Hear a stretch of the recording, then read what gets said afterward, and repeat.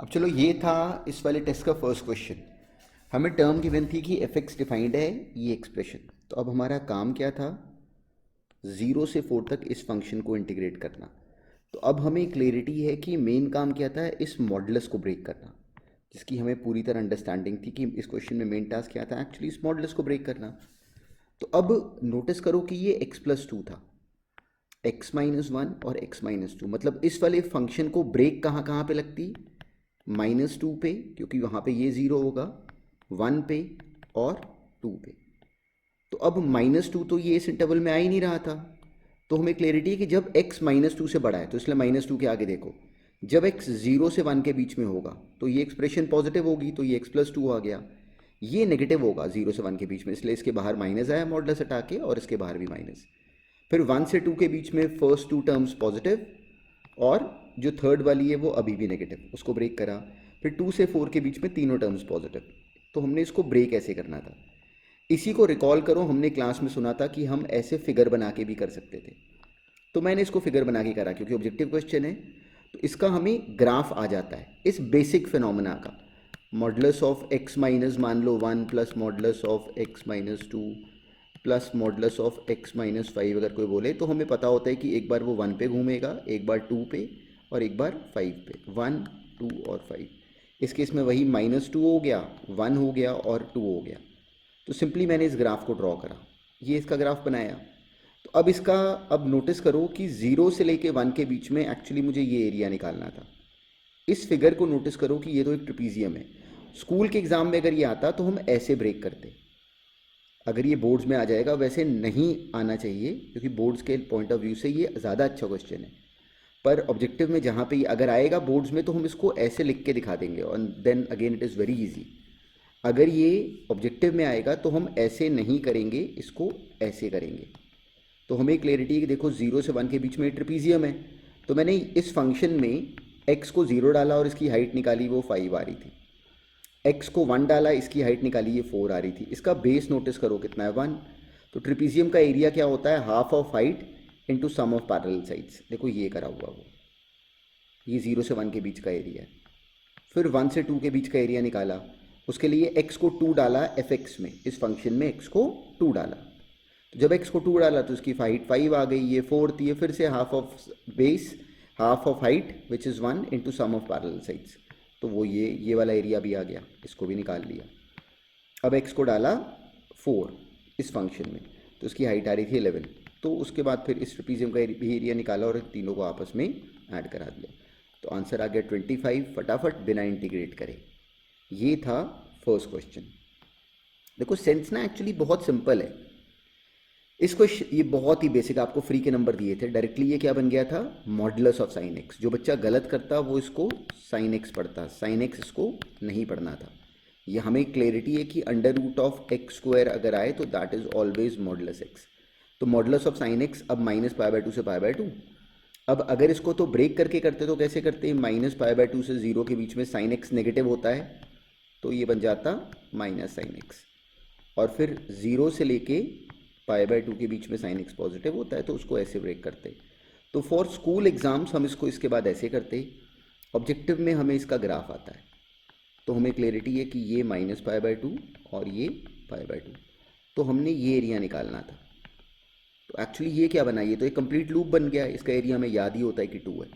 तो इसको ऑप्शन एक सही बच्चे को बहुत तेज मार्क कर देना चाहिए था कि इट वॉज 2, मतलब बी ऑप्शन बना। This was again very simple. Third में अब रिकॉल करो कि 1 माइनस साइन 2x हमें याद होता है कि ये cos x minus sine x का होल स्क्वायर है, या sine x minus cos x का होल स्क्वायर। तो अल्टीमेटली ये modulus of sine x minus cos x बन जाता। अब इसमें ना इसके बाद सारी इंटरेस्टिंग अंडरस्टैंडिंग थी। इसको modulus of sine x minus cos x बनाने के बाद इसमें अब हमने नोटिस क्या करना था कि जैसे इसको हमने modulus of sine x minus cos x बनाया, तो अब सारी बात इस बात के ऊपर डिपेंड करती है कि ये टर्म कब नेगेटिव है, ये वाली टर्म जो sine x minus cos x है वो कब नेगेटिव और कब पॉजिटिव है। अब sine x minus cos x में अगर मैं साइन एक्स और कॉस एक्स का मान लो मैंने ग्राफ अगर एक साथ बनाया, तो इसमें अब हमें दिखता है कि π/2, देखो π/2 ये रहा। π/2 पे कौन सा ग्राफ ऊपर है? साइन का, और कॉस का ग्राफ नीचे। तो ये ग्राफ्स कहाँ जाके मिलते हैं? ये मिलते हैं थर्ड क्वाड्रेंट में, ये मिलते हैं जाके थर्ड क्वाड्रेंट में, सेकंड क्वाड्रेंट में, थर्ड क्वाड्रेंट में एक्चुअली ये मिलते हैं pi plus pi by 4 which is 5 pi by 4 के ऊपर। तो ये मिलते हैं 5 पाई बाय 4 के ऊपर। तो हमने इसको इंटीग्रेट कैसे करना था? अब 0 से लेके 5 पाई बाय 2 से लेके 5 पाई बाय 4 तक आना था sine x minus cos x, और फिर 5 पाई बाय 4 से लेके 3 पाई बाय 2 तक हमने लेना था cos x minus sine x. तो 5 पाई बाय 4 के बाद क्या हो रहा है कि जो कॉस का ग्राफ है वो नीचे हो गया और जो ऊपर हो गया, और साइन का ग्राफ नीचे हो गया। तो ये एक तरीका था। इसी को बोलने का रिकॉल करो कि एक और ढंग क्या था कि हम लोग इसको एक सिंगल एक्सप्रेशन बना लें। कैसे? √2 से मल्टीप्लाई डिवाइड कर लेते हैं, तो ये बन जाता √2 टाइम्स ऑफ पाई बाय 2 से 3 पाई बाय 2। तो ये भी बहुत काम की बात है। देखो हमें क्या आना चाहिए, अब हमने देखो थ्योरी कर ली है, तो हमें अपना पर्सपेक्टिव फास्ट करने की समझ होनी चाहिए।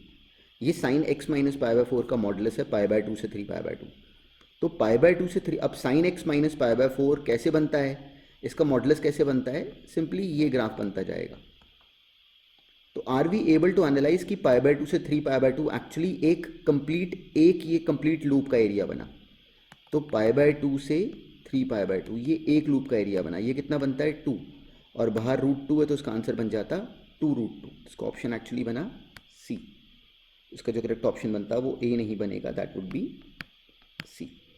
तो अगर हम इसी को इंटीग्रेट करके भी ऑब्टेन करेंगे तो भी सी ऑप्शन बन जाएगा इसका। नेक्स्ट वाज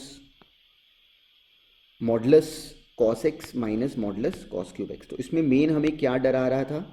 एक्चुअली ये लिखी हुई एक्सप्रेशन की ये लिखी कैसे गई, modulus of cos x minus modulus of cos cube x. तो अब हमने इसका पैटर्न जज करना था कि उन्होंने ये क्या करा इसमें।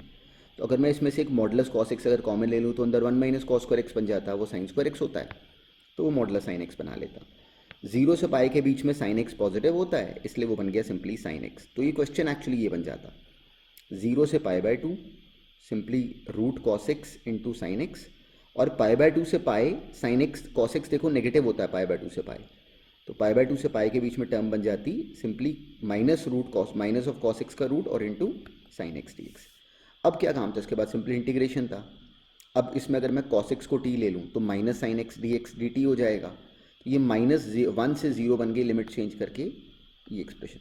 इसको इंटीग्रेट करने की ज़रूरत नहीं। इसमें मैंने नोटिस करा कि अगर मैं टी को माइनस के ले लूँ तो ये टर्म एक्चुअली यही बनी हुई है। तो इसका आंसर बनाओ और उसका डबल कर लो। तो सिंपली मैंने इसका आंसर ऑब्टेन करा, दैट वाज 2/3। उसका डबल कितना आ गया? 4/3। So this was the purpose. ऐसे ही अब नेक्स्ट क्वेश्चन देखते हैं।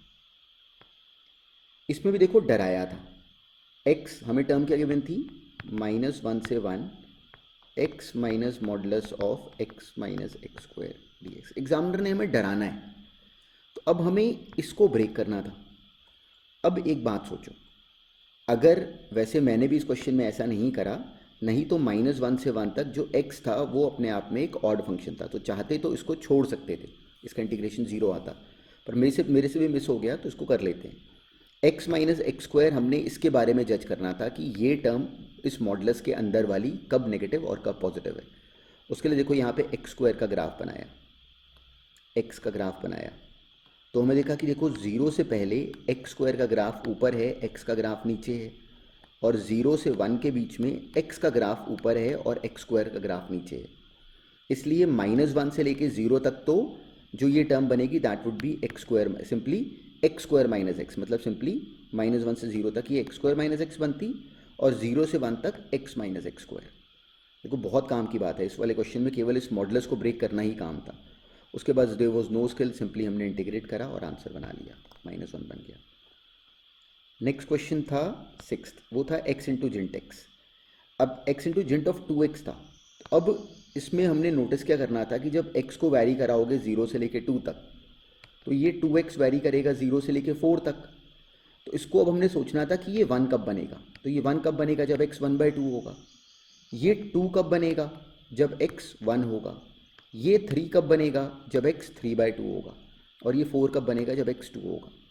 तो हमें इसको ब्रेक ऐसे करना था, 0 से 1/2 जिंट जो था इसको बस देखो, ये 0 बन जाता, x से मल्टीप्लाई कर रहा है 0 तो वो 0 ही हो गया। अब 1/2 से लेके 1 के बीच में ये x तो x ही रहा, लेकिन ये जो है दिस इज अ कांस्टेंट, ये कितना बन गया 1, 1 से लेके 3/2 के बीच में ये जिंट ऑफ 2x बन गया 2, और 2 से 3 के बीच में जिंट ऑफ 2x बन गया 3। x देखो x ही है, x को थोड़ी हम चेंज करेंगे।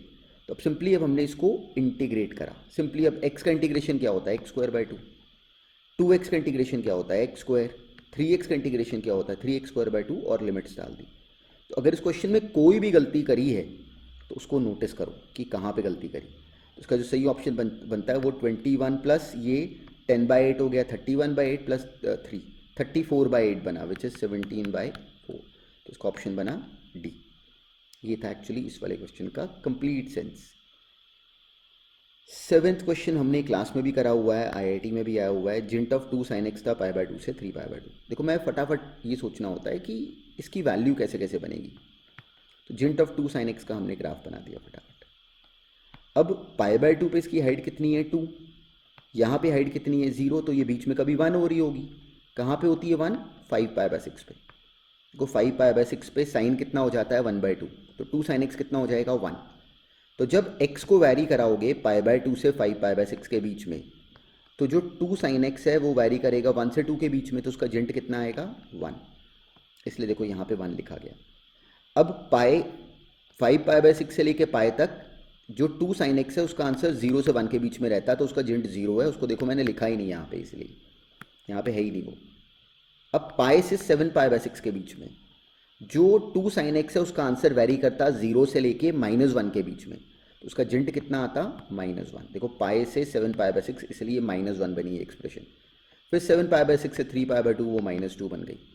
अब एक्चुअली इसको इंटीग्रेट कर लिया, -1 का इंटीग्रेशन क्या, -x बन गया, लिमिट्स डाल दो, ऐसे ही -2x बन गया। उसका आंसर बन रहा है -π/2।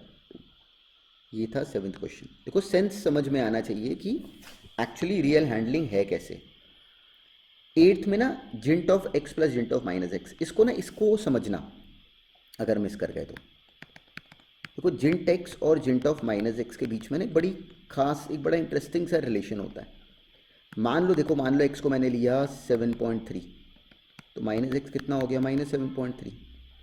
7.3 का जिंट कितना बनता 7, इसका जिंट कितना बनता -8, इन दोनों का सम कितना आता -1।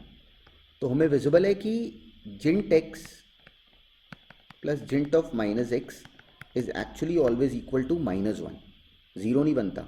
लेकिन अगर x इंटीजर होता है, अगर इंटीजर होता है, तो x के इंटीजर होने पे मान लो x अगर 7 है तो ये भी 7 बनेगा, ये -7 बनेगा। तो 7 का जिंट 7, -7 का जिंट -7, तो 0 बन जाएगा। इंटीजर होने पे जो ये fx बनाया है ना वो 0 आ जाएगा, पर उसकी कोई वैल्यू नहीं। तो यहाँ पे हमें इसको ब्रेक भी नहीं करना था, मुझे डायरेक्टली पता था कि 0 से लेके 5/2 तक सिंपली एक्चुअली मैंने -1 को इंटीग्रेट करना है। इसके बीच में नो डाउट x इंटीजर भी हो रहा है, x बीच में 1 भी हो रहा है और x बीच में 2 भी हो रहा है, पर वहाँ पे इसकी वैल्यू 0 ही है, इसलिए उसका कोई फ़र्क नहीं पड़ेगा। तो सिंपली -1 को हमने इंटीग्रेट करना था, तो उसका आंसर 2 सेकंड में आ जाता हमारा -5/2। इसी को बच्चों ने केसेस बना बना के करा होगा, 0 से 1, 1 से 2, 2 से 5/2। तब भी हर केस में उनको नोटिस करा होगा उन्होंने कि -1 ही आ जाता है, तो तब भी यही बनता। तो इसका ऑप्शन बन गया बी। तो it was again a simple question which was to be executed properly. ये बहुत बेकार था। सिंपली देखो x² गिवन था <1, मतलब पता है ये क्या बताया गया कि x के -1 से 1 तक हमने ये फंक्शन फॉलो करना है। x² > 1 मतलब x < -1 और x < 1 पे हमने ये फंक्शन फॉलो करना है। तो इसमें जो मेन काम था वो इसको समझना था, और बहुत सिली बात थी अगर इसको गलत करा तो।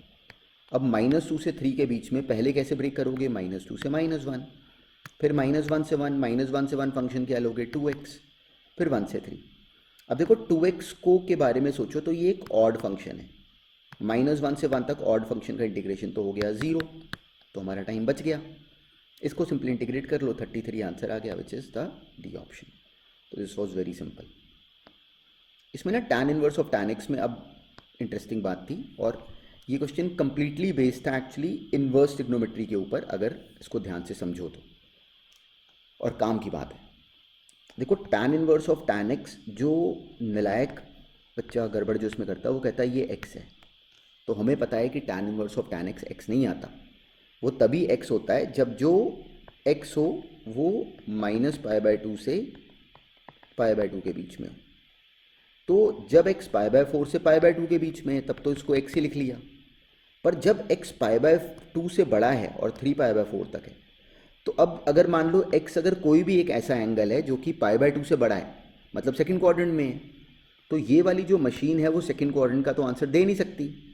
वो सेकंड क्वाड्रेंट वाले एंगल की बजाय वो कौन सा आंसर देती है, ये वाला, दिस इज x माइनस पाई। मतलब कोई एग्जांपल लेके अगर मैं बताऊं, मान लो x अगर होता सेकंड क्वाड्रेंट में कोई एंगल अगर समझाने के लिए, x मान लो एज एन एग्जांपल अगर 100 डिग्री होता, डिग्री इसको रेडियन में कन्वर्ट करते रहना, x अगर 100 डिग्री होता तो tan इनवर्स tan 100 डिग्री का आंसर 100 डिग्री रेडियंस वाला नहीं हो सकता।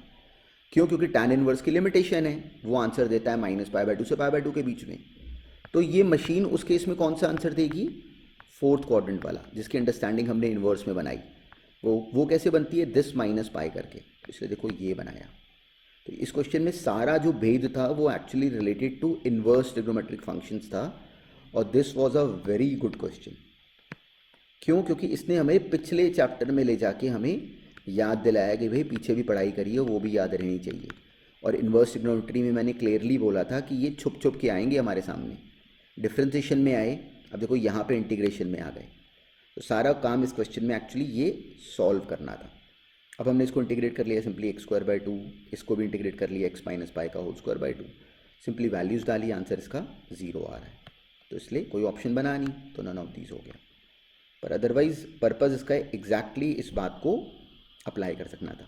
ये बिल्कुल बेकार है, e⁻ cos x into sine x, -2 से 2 तक ये फंक्शन बन गया, और फिर 2 से लेके 3 तक सिंपली 2 का। अब ये जो फंक्शन था, ये लिमिट्स देखो जैसी आती है ना -a से, तो ये मुझे अट्रैक्ट करती हैं कि कहीं फंक्शन जो है वो ऑड फंक्शन तो नहीं है। तो इसको नोटिस करो तो ये ऑड फंक्शन है। कैसे पता करा, x को मैंने मन में ही -x डाला, cos -x cos x बन गया, यहाँ पे बाहर -sin x आ गया, तो this is -f(x), f of -x बनाया और वो -f(x) आ गया, मतलब function is an odd function. तो इसका इंटीग्रेशन 0, इसको सॉल्व कर लो, ये सिंपली 2 आ गया। ये था पर्पस, और this was again a simple question, बस हमारी एग्जीक्यूशन अंडरस्टैंडिंग सही तरीके से अप्लाई होनी चाहिए थी। ये था इस टेस्ट में वो क्वेश्चन जो कि बहुत लोगों ने गलती करी होगी और हमने सुना हुआ था। जबकि देखो हमने क्या निकालना था, 3 से 4 तक e⁻ -t/t-5 dt। तो ये क्वेश्चन बहुत लोगों का गलत हुआ होगा, और अगर ये गलत हुआ तो याद रखना मैंने इंटीग्रेशन में क्या समझाया है कि जब भी कभी दो इंटीग्रेशंस को आपस में कंपेयर करना हो तो सबसे पहले दोनों की दीवारों को पकड़ो। वो क्या होती हैं, दोनों की लिमिट्स, इसको नोटिस करो।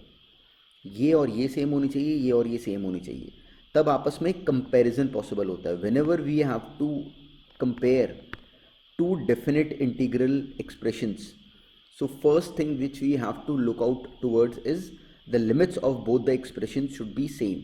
उसके बाद कहानी शुरू होगी। तो इस क्वेश्चन में अभी ये और ये आपस में कंपेयर नहीं हो पा रहे। क्यों? क्योंकि इसकी लिमिट 3 से 4 थी।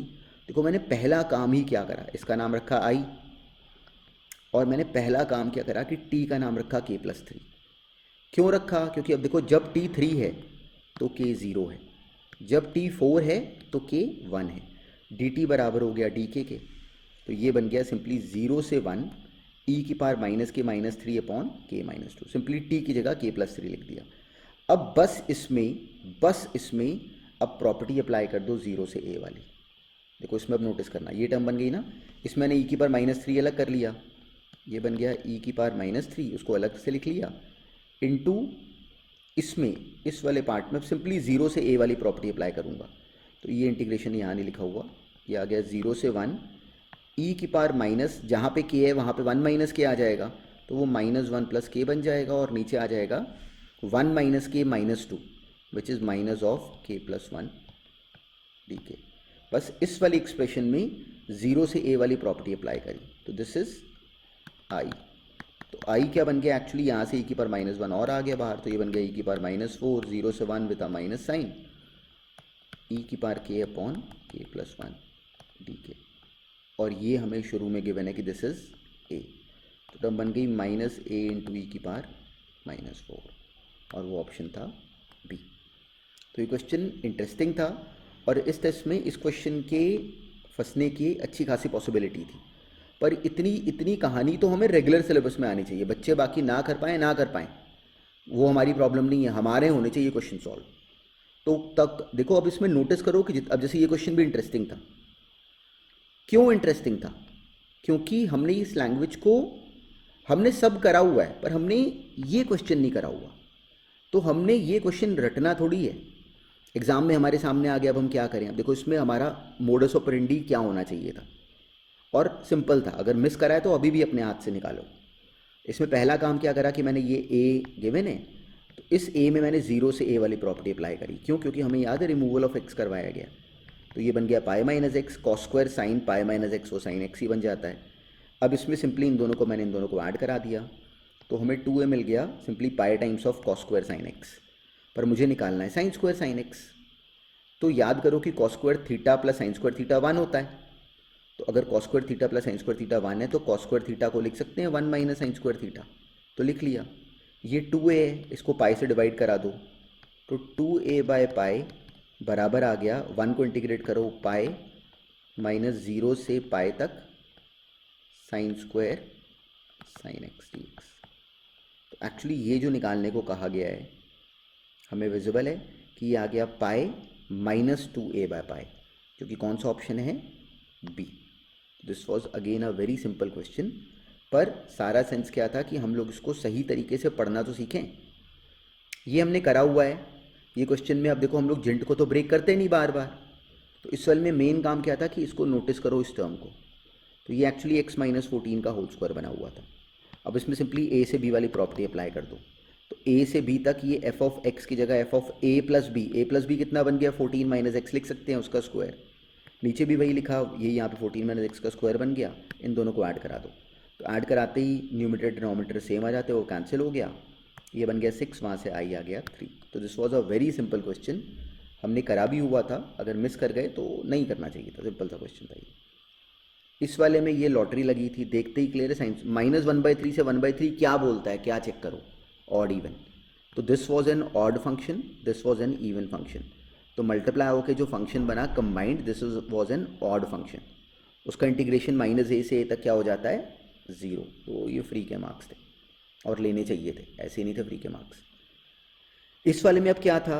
अब देखो, इसमें डायरेक्टली कोई प्रॉपर्टी अप्लाई नहीं हो रही, तो ऊपर वाला sine theta cos theta D theta ये क्या क्या बोल रहा होता है, ज़ोर ज़ोर से क्या चिल्ला रहा होता है कि sine theta minus cos theta को टी ले लो।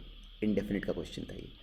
तो cos theta plus sine theta D theta ये चला गया पूरा डी टी में, और सिंपली इस क्वेश्चन की लिमिट चेंज करी, इसको टी डाला। तो जब थीटा को 0 डालोगे तो ये बन जाएगा -1, जब थीटा को π/4 डालोगे तो ये बन जाएगा 0। तो सिंपली ये क्वेश्चन बन गया 25 माइनस 16 टी स्क्वायर। और इसके बाद अब सिंपल क्या करा, 16 को बाहर ले लिया कॉमन, तो ये बन गया 25/16। देखो टर्म क्या बन गई? -1 से 0, 1/16 बाहर, dt upon 25/16 minus T square. अब ये क्या है? एक्चुअली 5/4 का होल स्क्वायर। तो ये a square minus x square वाला फॉर्मूला बन गया 1 अपॉन वाला। वो क्या होता था? 1/2a। देखो वही अप्लाई करा, log of a plus T upon a minus T, और सिंपली t की वैल्यू डाल दी। t कितना था इस केस में? -0 और -1 डाले, सिंपली वो log 9 अपॉन सिंपली log 9 बना और बाहर 40 आ गया। log 9 कितना होता है एक्चुअली? 2 log 3, उसको लिखा और ये बन गया सी ऑप्शन। ये था इस क्वेश्चन में करने वाला कंप्लीट टास्क। तो it was again very simple, पर हमने एंड तक राइट एग्जीक्यूट करना था। ये क्वेश्चन भी इंटरेस्टिंग था। देखो पता, देखो सीखो, क्या मैंने आज वाली क्लास में कुछ भी ऐसा करा जो हमें नहीं बताया गया? देखो इस बात को सीखो कि आज वाली क्लास में आपको इस टेस्ट में काफ़ी क्वेश्चन दिए थे। देखो अब ये हमारे सामने नया क्वेश्चन आया, एग्जामिनर ने हमें तंग करा, एग्जामिनर का काम है तंग करना, तो हमने ये सीखना है कि वो कुछ भी डालें मेरे से ब्रेक होना चाहिए। अब उन्होंने बोला कि f(x) एक क्यूबिक पॉलिनोमियल है, तो क्या दिया? नहीं दिया। तो देखो मैंने पहला काम क्या करा कि मैंने कहा चलो मान लो f(x) एक जर्नल एक्सप्रेशन है, ax³ + bx² + cx + d। अब उन्होंने x इंटू f(x) बोला, तो अब जब मेरे पास f(x) है तो मैं x इंटू f(x) बना लूँगा। तो अब इसमें नोटिस करो कि x इंटू ax³, ये x की पावर 4 बनेगा, पर ये x³ बनेगा। x³ कैसा फंक्शन बना? -1 से 1 तक ऑड फंक्शन, तो उसका इंटीग्रेशन 0। ऐसे ही जो डी वाली टर्म है डी एक्स, उसका भी इंटीग्रेशन 0। तो सिंपली जो ये वाली टर्म थी उसका इंटीग्रेशन डबल हो जाता। तो ये 2 टाइम्स ऑफ ए एक्स की पावर 4 बना, उसका इंटीग्रेशन एक्स की पावर 5/5, लिमिट डाली तो ये a/5 बना, ये c/3 बना। पर उन्होंने ये ऑप्शन दिया ही नहीं, उन्होंने तो ऐसे अजीब से ऑप्शन दे दिए f'0 f'0। तो अब मैं क्या करूँ, क्या करना है, निकालो। f' निकाला ओरली, देखो इट वॉज वेरी सिंपल, ये बना 3x² plus 2bx plus c। तो f'0 एक्चुअली क्या है, c है। हमें दिखा कि f'0 c था। अब अगर हम f'' निकालें तो that gives us 6ax plus 2b। f''x निकालें तो वो आ जाता simply, that was simply 6a। तो f''0 कितना बना एक्चुअली, f''0 कितना बना 6a। तो एक्चुअली जो a है वो f''0/6 है। तो यहाँ पे इसकी जगह लिख दो f''0/6 और c की जगह लिख दो f'0। तो जैसे ये लिखा तो हमें रियलाइज़ हुआ कि जो ऑप्शन बना करेक्ट दैट वाज दिस। कोई ट्रिक नहीं थी। क्या करा, देखो मैंने करा क्या, इस क्वेश्चन की लैंग्वेज को देख के मैंने पैनिक नहीं करा, क्योंकि एग्जामिनर ने कुछ नया तो बना। हमें पता है एग्जाम में क्या लगता है, हमें लगता है एग्जामिनर अपने घर से कोई नई थ्योरी लेके आएंगे, न्यू थ्योरी निकालेंगे, वो नई इन्वेंशन करके आएंगे मैथ्स में जो हमें पता ही नहीं होगी। ऐसे नहीं होता, यही सबसे बड़ी ट्रबल है। तो इस क्वेश्चन में हमने क्लियरली नोटिस करा कि जो अंडरस्टैंडिंग अप्लाई कराई गई वो एक्चुअली जो बच्चा कॉम्पिटिटिव एग्जाम्स नहीं भी देना चाहता उससे भी होना चाहिए, क्योंकि ये तो एक तरह से इंटेलिजेंस का टेस्ट है। देखो जो करा वो हमें राइट तरीके से आता हो और हम उस पर कॉन्फिडेंट हो, तो फिर हमारे क्वेश्चंस की एग्जीक्यूशन सही हो जाती है। वही सीख रहे हैं हम लोग, क्वेश्चन थोड़ी याद करने हैं हमने। तो this was the complete discussion जैसे कि हमें आनी चाहिए थी। All the best.